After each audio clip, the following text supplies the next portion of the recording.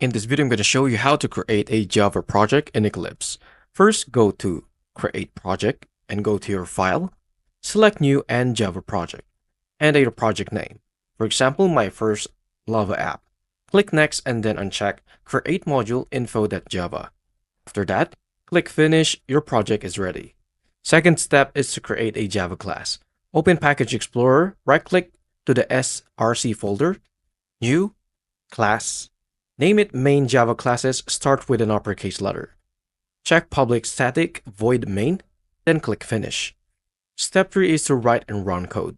Inside main.java, you simply add system.output.print in open close parenthesis, exclamation point, hello, comma, and world, exclamation point. Right-click in the main Java and then run as Java application. The console displays hello world. Congrats! You've created your first Java project in Eclipse. Thank you for watching.